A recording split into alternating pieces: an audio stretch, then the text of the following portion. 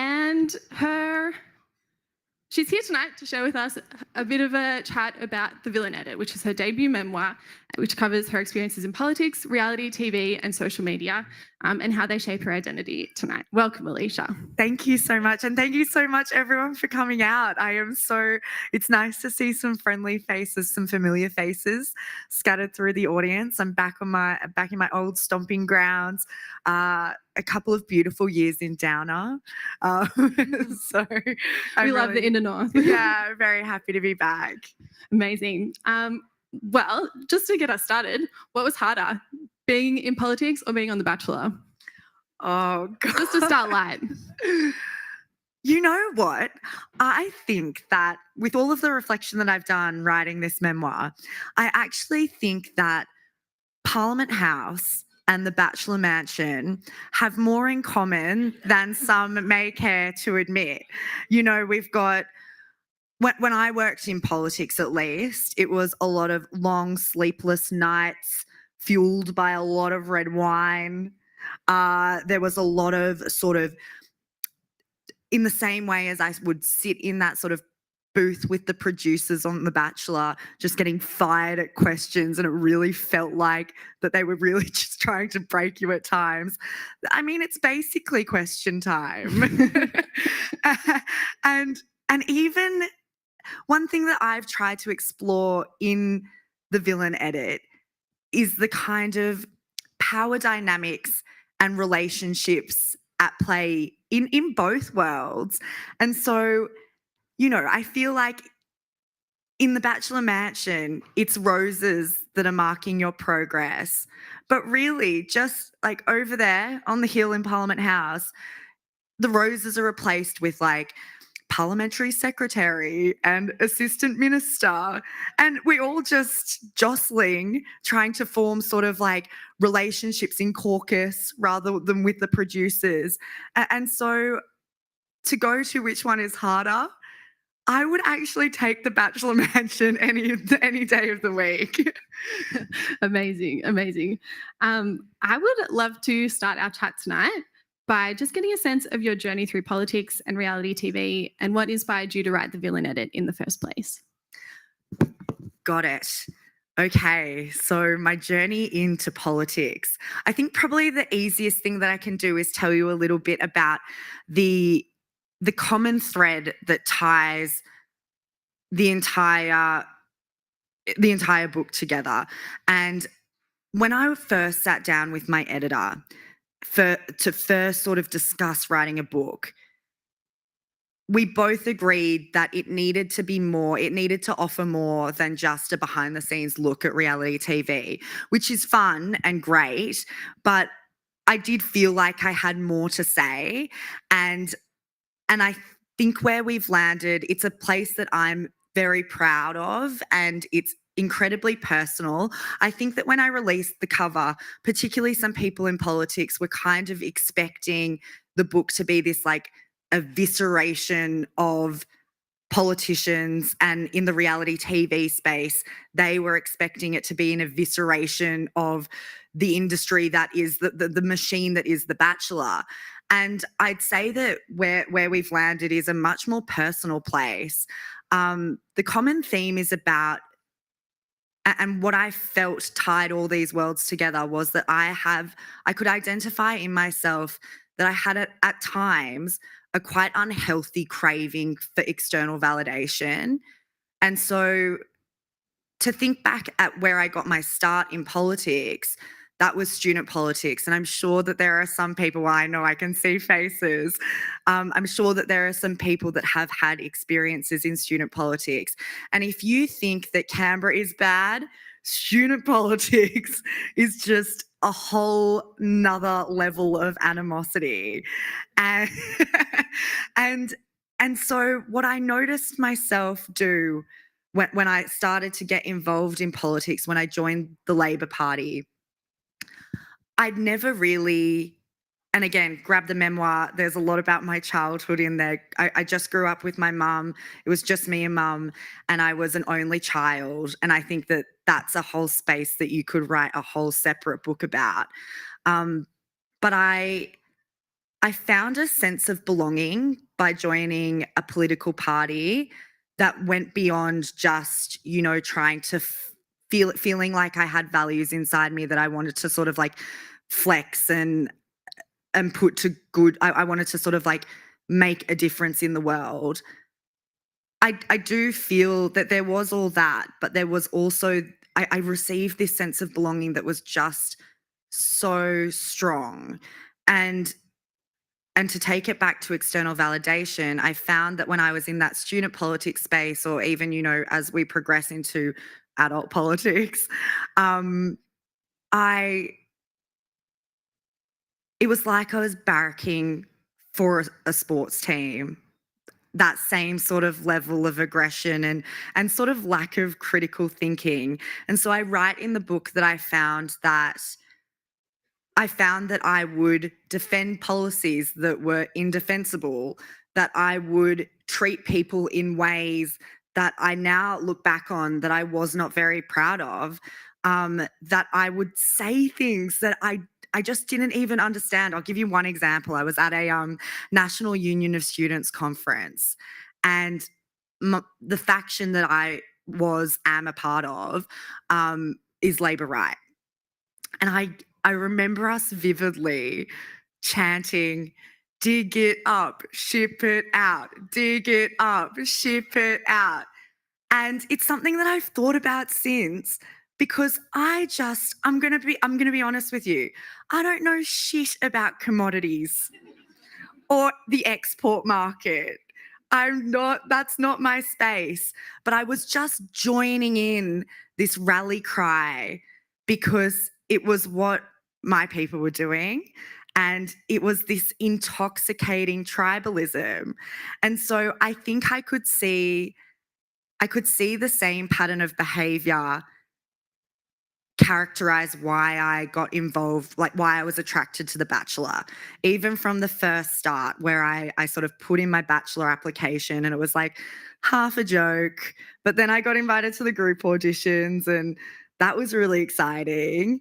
And then in the group auditions, I was selected in like the sort of final. They pull out like two or three girls and they send you to another room and you do an interview in front of all the head honchos of Warner Brothers and Channel 10. And I passed that as well. And so really that was like the biggest beacon of acceptance and feeling like I was special and I belonged to something. And I could, and we'll sort of get into this deeper in the conversation, but then we land in the Bachelor Mansion and I could see those same sort of behaviors happening again. It's really interesting that you describe sort of feeling like you were being pulled along on something that you didn't know much about, and projecting a sort of image of something that you weren't super connected with personally and intellectually. I'm curious, can you tell me a little bit more about your jobs in politics that have been behind the scenes, and about somebody else's reputation and image and how that translated when you were in front of the camera? Yeah, so to go a little bit deeper into my role in politics. So I was really smack bang in the political party trajectory. I'm sure some in this room or watching online would be aware that there is this sort of traditional trajectory through political parties. You start as a volunteer, you go door knocking, you do phone banking at night, and then if you're lucky, you might get a job in an electorate office. And then from the electorate office, you continue to put in hours and you continue to demonstrate your loyalty. And then maybe you end up in a shadow minister's office or a minister's office. And I was really, really on that trajectory. I worked in various roles for the Labor Party in New South Wales. I'm a Sydney girl. And then I got this shot to come work for Bill Shorten when he was opposition leader. Now, the role was, it's actually a little known role in politics. It's called an advancer. And so basically what a media advancer does is when a politician is visiting like hospitals or schools or like I mean, I ended up on a couple of mine sites. So, I mean, my dig it up, ship it out days were coming back. um, so I would travel about 2 or 3 days in front of Bill Shorten. And, you know, most of the sort of more senior politicians will have advances on their staff. And so I would go and, let's say we're at a hospital, I would go and meet that stakeholder a couple of days before, and we would map out exactly what Bill was going to do before he arrived. So you don't get that awkward thing where he gets out of the car and, you know, just imagine it when you go to a new place, like you're kind of like a bit awkward, like who do I speak to? So I've done the recce, and even so granular to the point that like you're meeting patients, or, you know, talk to this doctor and you've sort of had a conversation with him and made sure that he's not going to, you know, say that he's voting for Scott Morrison in front of a TV camera. And so the classic examples of advancing that I do think that we've seen in the media, and some of you might have seen these, was like the classic one was Tony Abbott. He was on because nothing in politics has like, nothing is called what it regularly is. Walking down the shops, walking through a shopping mall is a street walk. And so Tony Abbott was on a street walk and he just stopped at a not opportune time. He stopped in front of the reject shop. And this press gallery photographer took a photo and then they artfully cropped it so it just said the reject above his head. Or the other one that I remember, which is just like this one is not good. Kevin Rudd was visiting a school and, you know, he's been greeted by the principal and they're taking him on the sort of predetermined route, and he kneels down to go and speak to some sort of like, I think they were maybe like grade 5 or 6, and he's sitting down and he's talking to them, and they've got their projects up in the background as you do on a wall of a classroom. It turned out that the year 5 class was studying fascism. And so there was like a display just behind Kevin's head that has like Mussolini. It was not a great image to conjure.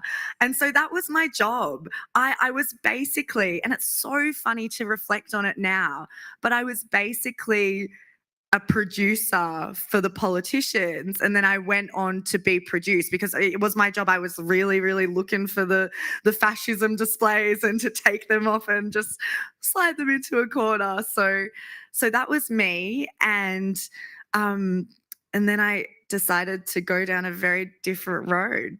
How did your experience sort of doing that image management for those politicians change or affect the way that you projected yourself were you aware of the cameras? Were you aware of what you were saying? Were you media training yourself in the moment? How did that translate?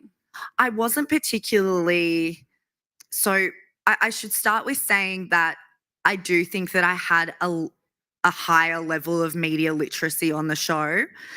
But I do not think I actually don't think that worked in my favor. It made me like hyper aware and hyper fixate on things, and not only just the general level of media literacy, because there are some women and men who go on The Bachelor or The Bachelorette and they are so surprised by the fact that it's a TV show, to the point that, and you know, it is a TV production, and there are aspects that come with that really do make people uncomfortable. I'll tell you about pickups, for instance. So you'll be sitting around the living room of the Bachelor mansion and someone's come home from a date, and you have the chat. It's kind of like, we've seen the chat on The Bachelor like 100 times. It's like, oh, how was it? Blah, blah, blah. There's some filler talk. And then it's like, did you kiss? Did you get a rose? Or they'll like walk in shaking it. And everyone goes around and has that conversation. And then maybe in the course of the conversation, someone sort of said like, oh, I think it's like really gross to kiss on a first date. and you've just had that conversation naturally. But what a pickup is like after you finish having that conversation, the producers will say like repo, and they're repositioning all the cameras, and they'll move the camera right in front of the face of the person who made that comment, and they'll have to say it again. And some people found that just that process really difficult.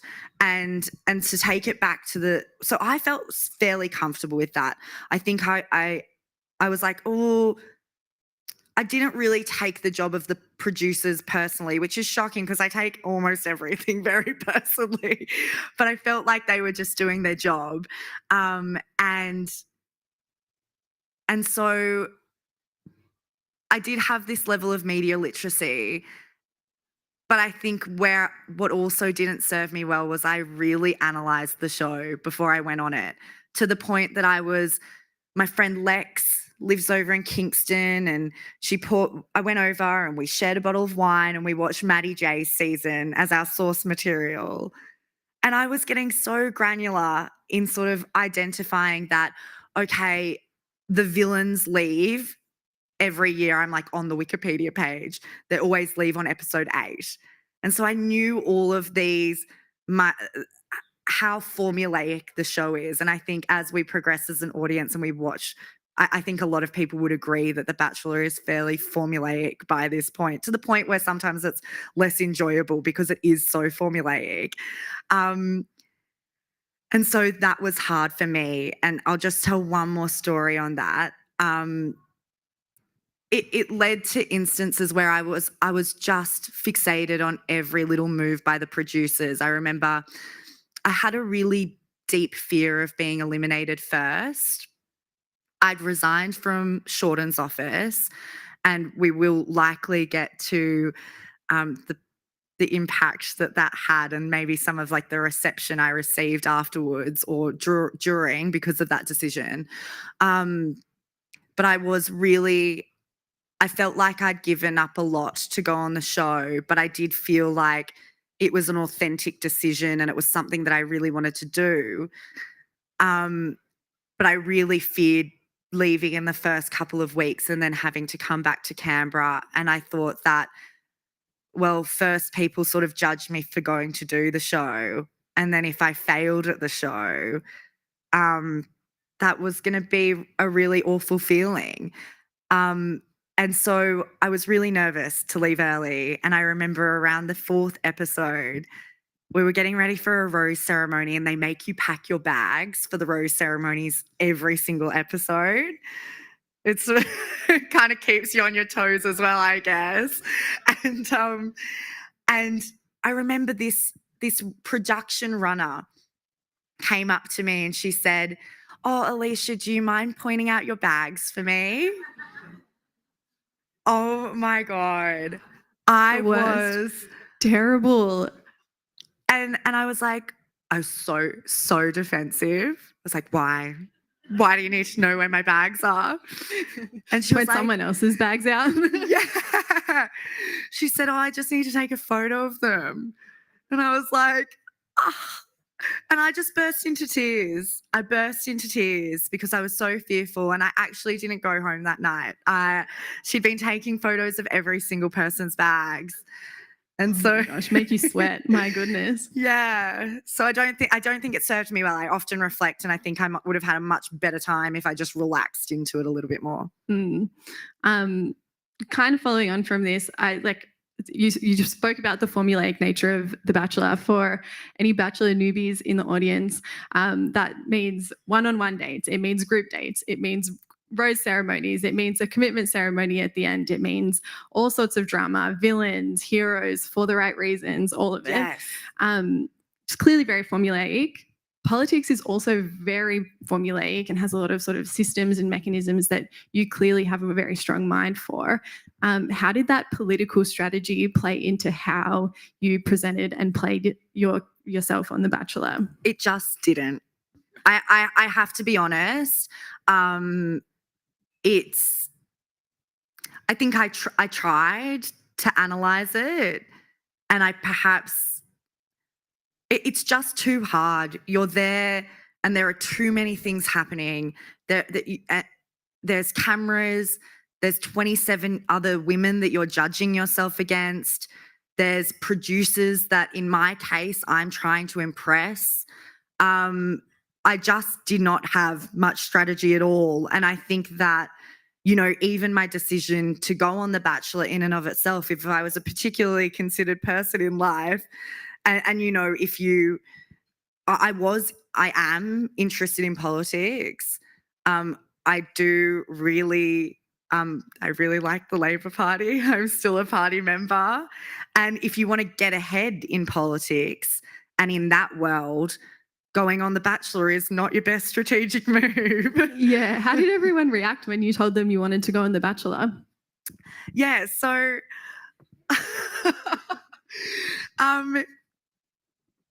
so I had the email. Congratulations, you've been cast on The Bachelor season 6.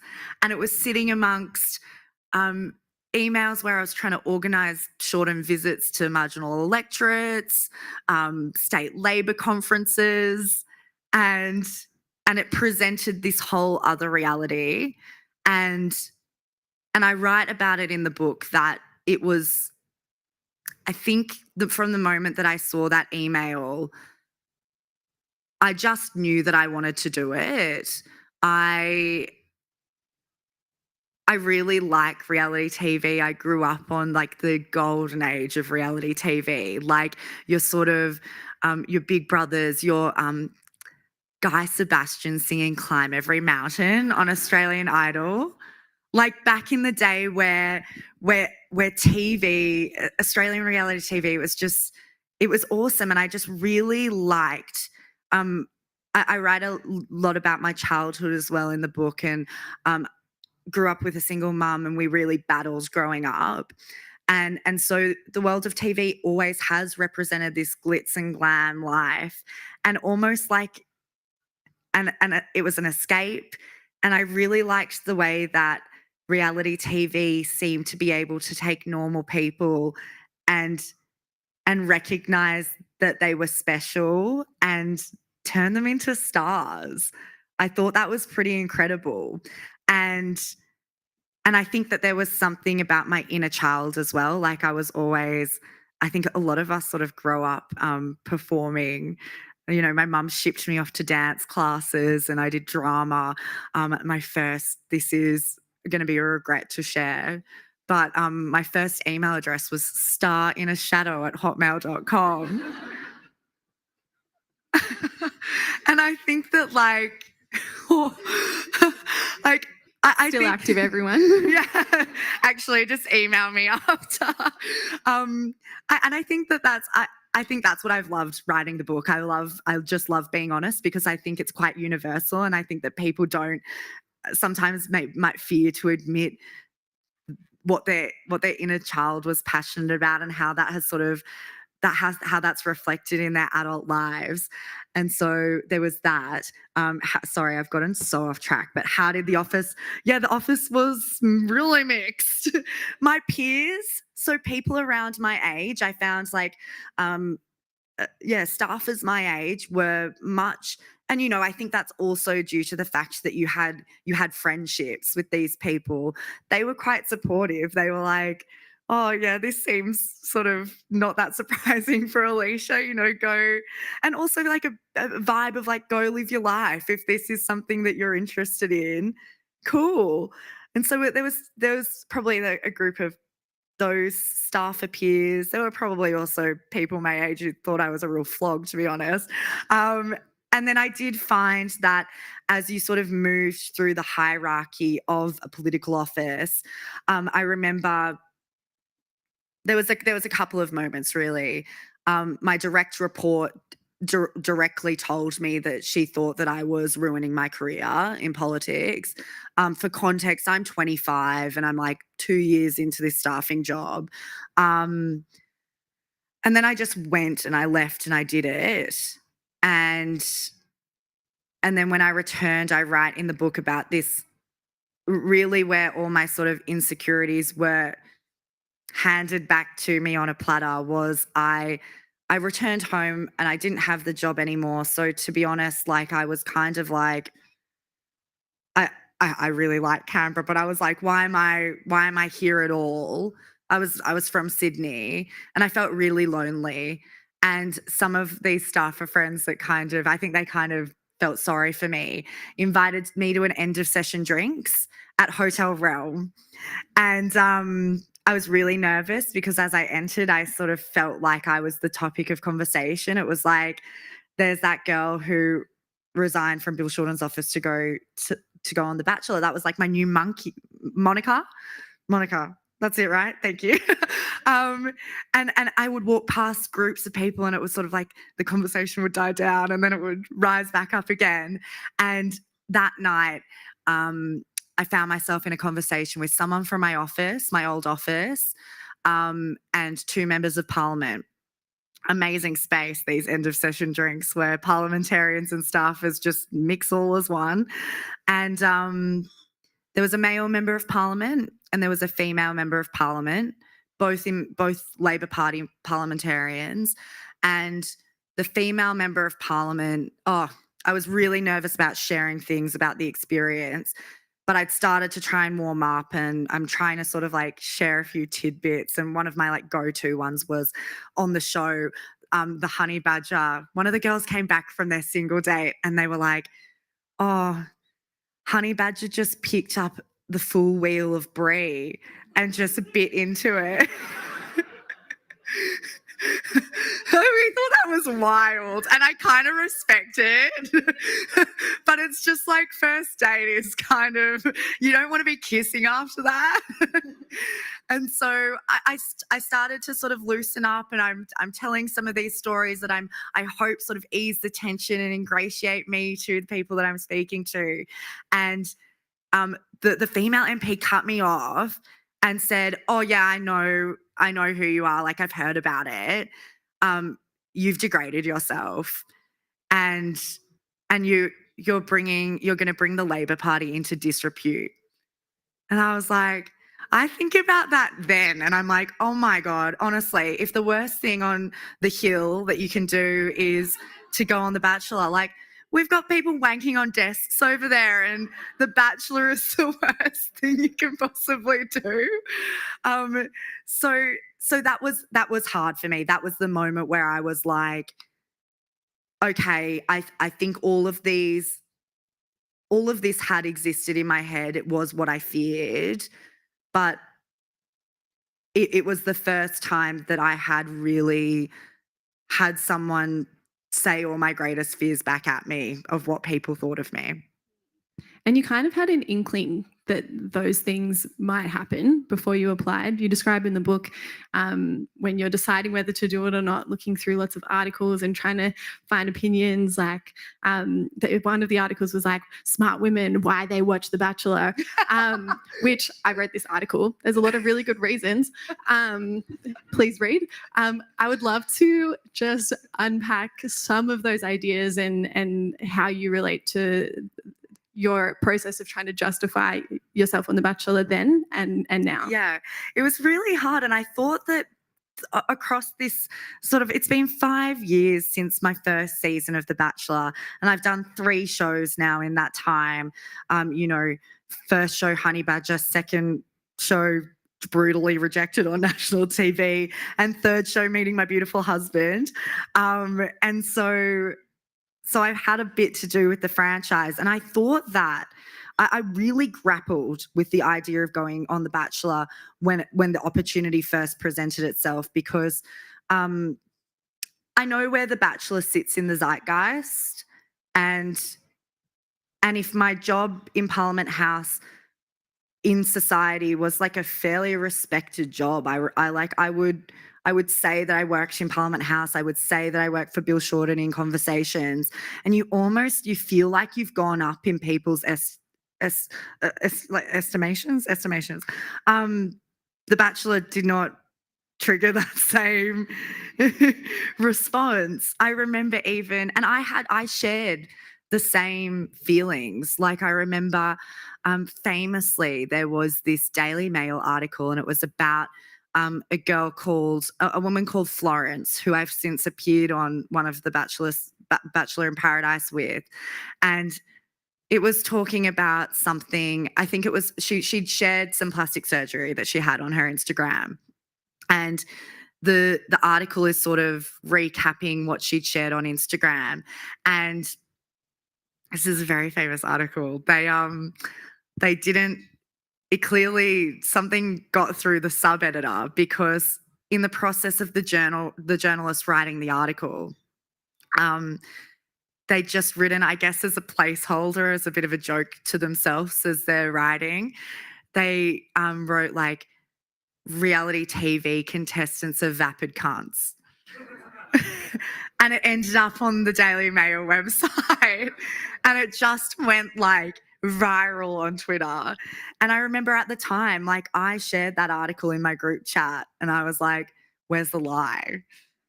And so I held a lot of these beliefs as well. It was you couldn't have two more differently perceived worlds. You've got the respected role in politics, and the vapidity and the teeth whitener and all of that which comes with The Bachelor.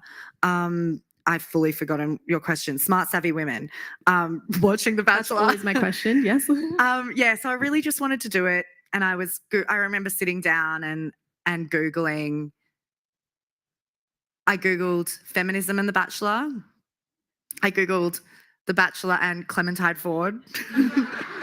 I Googled The Bachelor and capitalism. And I realized after this process that like all I was really doing, I consumed all of the articles, but I was really just using them to justify the fact that I wanted to go do the show. And I thought it would be a really fun experience.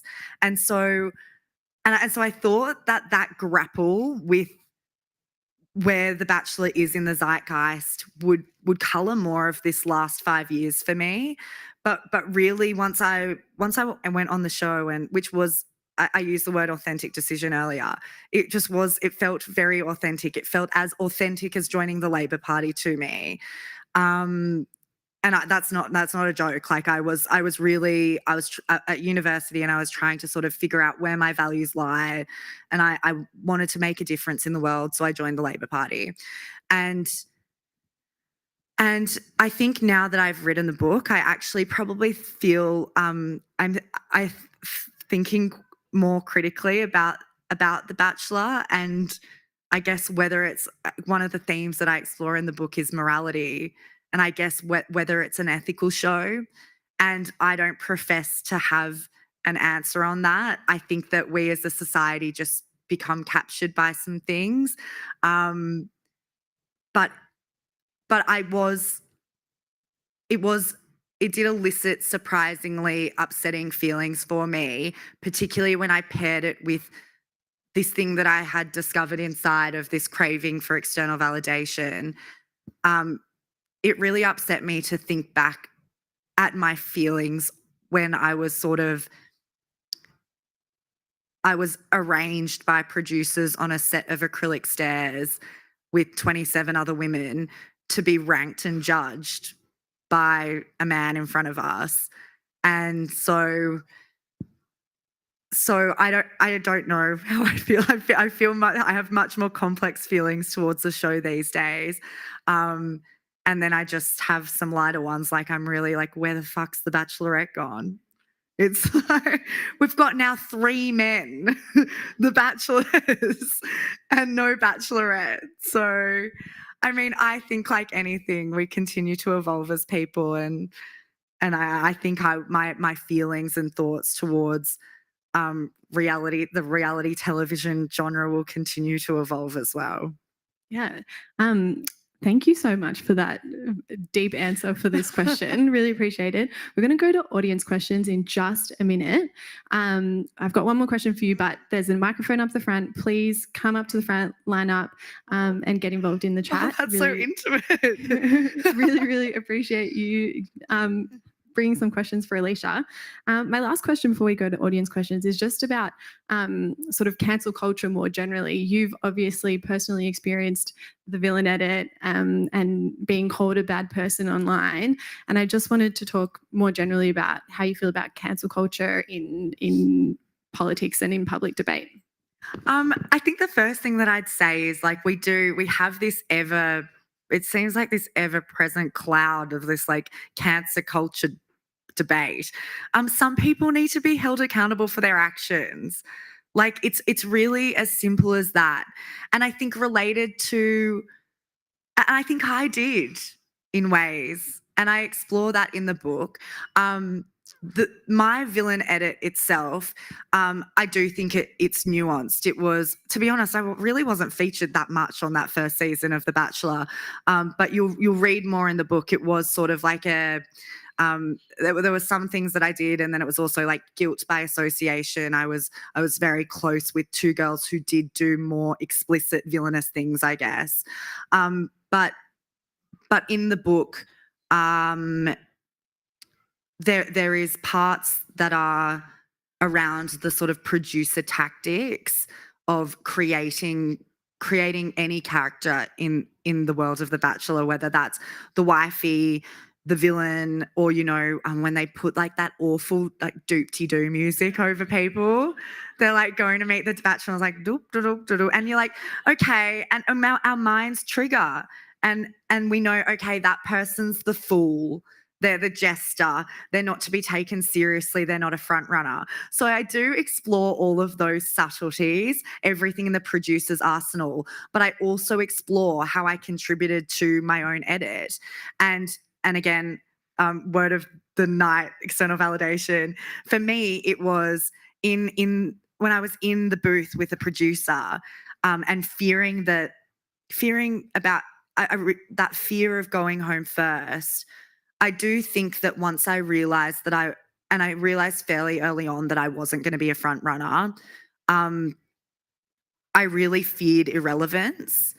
And so I almost lent into that spicier character. And when I was in the booth with the producer doing my interviews, I would say a bitchier or a snarkier comment, and I would get a laugh.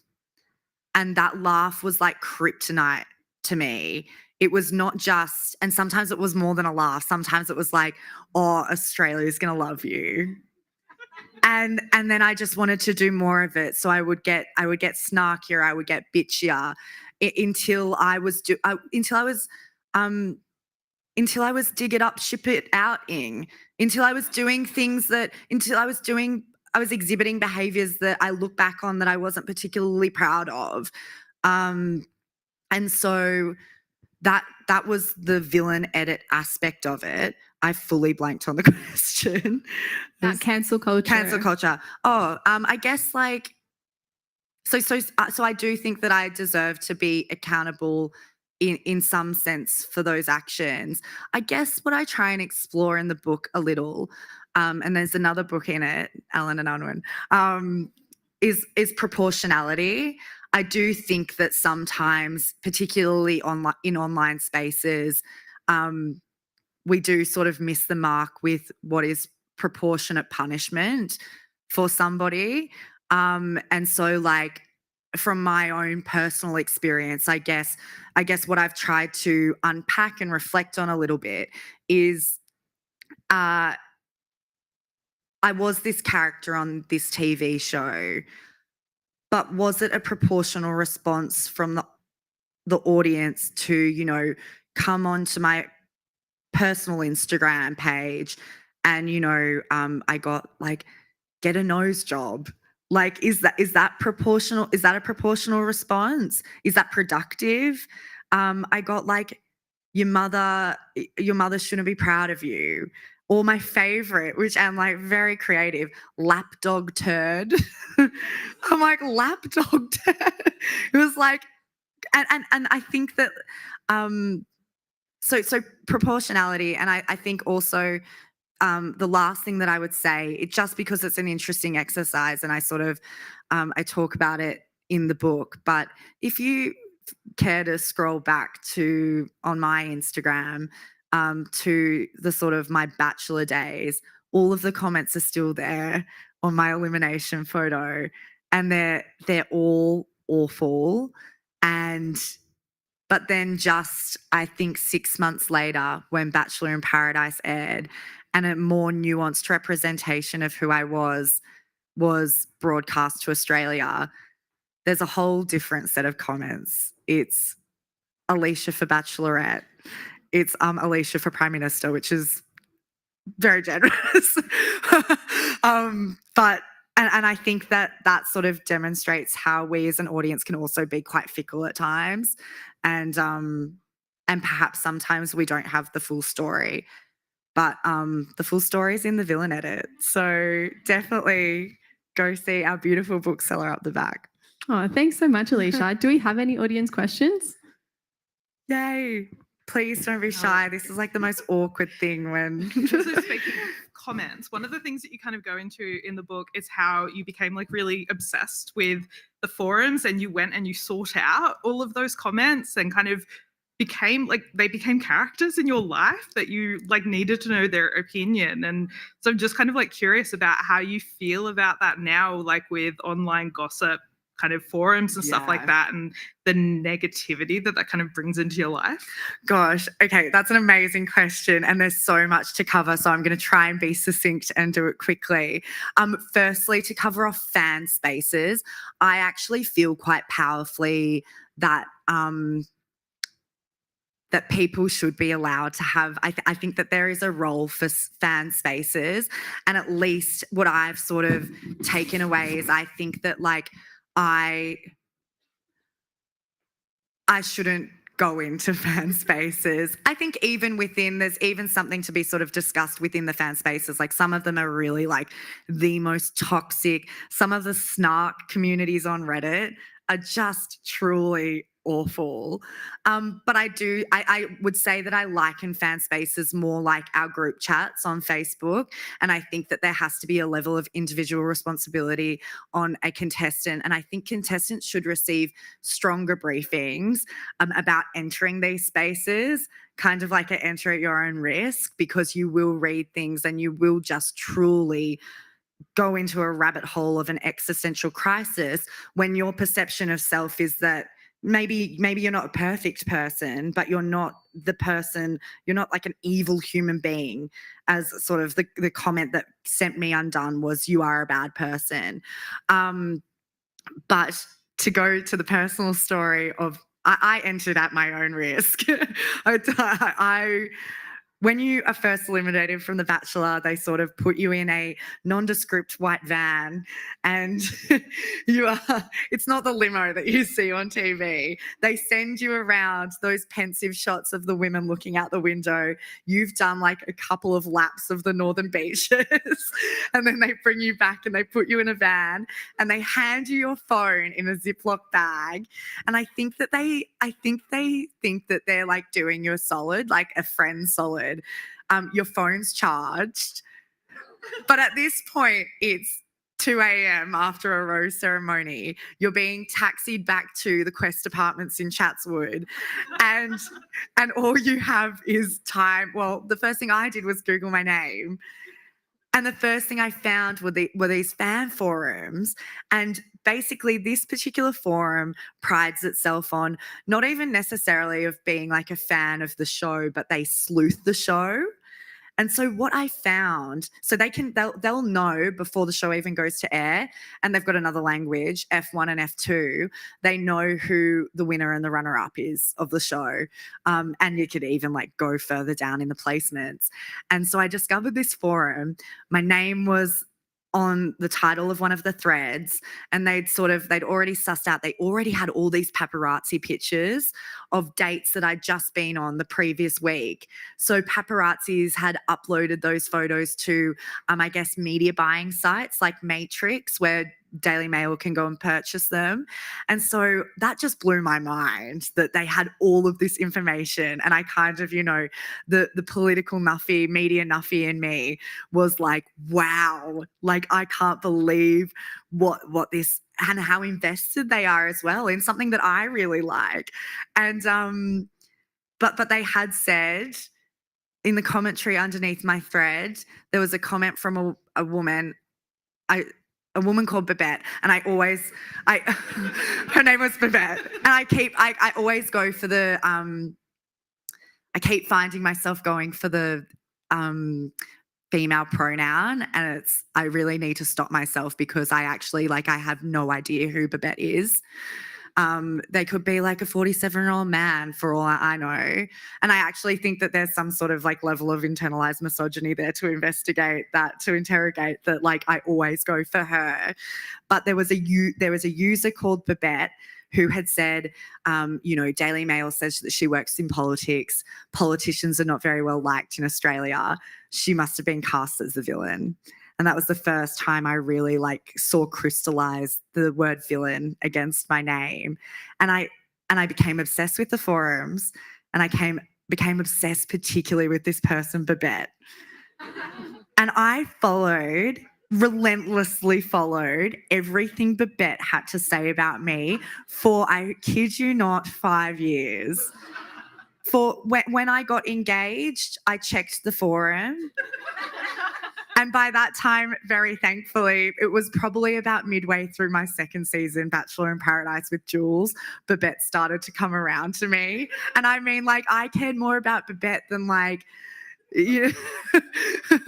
mum could tell me that I was doing fabulously, and I'd be like, it's really Babette for me. But one last thing, so they did come around. And one short story I need to tell is, when I was writing the book, I actually joined the forum and I reached out to Babette because I thought it would make a smashing epilogue. I thought it would be contestant meets the troll, and that would be the climax of my work. And I messaged Babette and I said, the subject was coffee, ? And I just said oh, look, and I tried to tone it down a little bit. I was like, I'm writing an article about my reality TV experiences, and I would love to meet up with you in person and get your thoughts about The Bachelor and blah, blah, blah. And they replied, and it was a really generous reply, so long, and sort of broke down all of their feelings around The Bachelor and the fact that they don't really like the show. They just like sleuthing it. And then I'm really bad at a hard ask. So I went back and I was like, oh, I need to just ask them directly. I will fly to wherever you are located. I want this epilogue. And I went to press send, and on the forums, you can turn your direct messages on or off, and they turn them off. And so I was devastated because I really had thought that I'd lost this amazing chapter of the book. And I grappled with it with my editor. I poured all my disappointment into my editor, and we worked through it. And then really what I realized was that ending wouldn't have worked, because the whole journey of the book is trying to evolve from this need for external validation. And so ending the book with getting so hectic and meeting this person that had become my obsession, it just doesn't work. And so the place where the book ends is the place where I'm living it now, and I'm having to do it in practice now, because I'm I'm putting something that I care about into the world, and one day there will be a 2 or 3 star review on Goodreads, and I have to be okay with that. I can't let someone's thoughts just completely internalize them to the point that it destroys my self-worth. I need to learn to be okay myself and be proud of myself and give myself that validation that I need. And so that's really where the book ends, that I don't need a ring, I don't need a rose, and I don't need a positive comment from Babette to know that I'm a good person. Thank Was there one more audience question? I also think we've all got a Babette in our life, by the way. Hi. I'm interested to know, after your experience on The Bachelor, what made you decide to go on Bachelor in Paradise and whether you had any control over your edit the second and third time? Oh, definitely did not have any control over my edit. So that's a quick one. Thank you for the question. To be honest, I think it was really a variety of things. One being, I despite the edit that I received and despite the backlash, I really enjoyed the television production process, like just being on the show and meeting all the crew was really nice to meet and work with. And I really liked meeting all the girls. By the end of that 6 weeks, there was not a vapid cunt amongst them. They were all really good people. I'm so sorry. I don't even know if I meant to swear. I'm sorry, the Australia Institute. We're an hour in now. I think. So there was that element. And then there was this sort of pragmatic part where I was like, oh, this representation of who I am as a person has been broadcast to 500,000 people every night. And really my best shot at redemption is by sort of joining the machine again. And so it was a pragmatic decision. And I guess if we go to, what I was feeling, if I was to like harness all of my most like backing myself energy, I think I did. I think I knew that I wasn't a bad person inside. And I think I knew that I wasn't that representation that people had seen of me. And so and The Bachelor and Bachelor in Paradise are very structurally different shows as well. There's no time to build any story around any of the women on The Bachelor unless you're a wifey or you are this like very narrow representation of a villain. And so I thought I just took a punt really and it worked out. Amazing. On that note, we might wrap it up for the evening, unless there's one final audience question. Let's do great. one more. Sorry to I don't cut want you to off. end on took a punt. I'm Jess. So my question, 2 questions. I'll just be really quick. My first question is, how did your friendships change and your family relationships changed after you went on reality TV? And my second question is, how did you deal with all the trolls on Instagram? Did you just block them? Like, how did you, because you would have got a lot of DMs and stuff. So how did you cope with that? So the friends and family one was really dependent on how proximate the people were to me. I think that my closest friends and family knew who I was as a person, and I think the effect that it had on them was and having to sort of go back to these primary resources like the elimination photo on Instagram and sift through all these messages. I can see my poor friends like clawing at the wall trying to defend me, which is like so beautiful. So I think the closer friends knew who I was. I think there's always going to be people who are like waiting for the moment where they can sort of tear somebody down, or that someone's fucked up and they sort of relish that. So there were those people as well. But the core group remained. And on dealing with the trolls, I was really bad at it because particularly off that first season, like the other 2 girls, Kat and Romy, had turned their comments off. I left mine on. And it was for a range of reasons. There was that relevance thing. I felt like at least I was relevant to the story. Part of it was sort of like self-flagellation. I thought I had done things. I think I was deserving of some of the commentary. And so I've never been particularly very good at blocking and moving on. And it's something I'd like to get better at, because I think that translates even to our real lives. And I really think that the next wave for social media is going to be, I think about kids in schools these days, and I think that one practical thing that we can teach younger people is how to curate what they're seeing.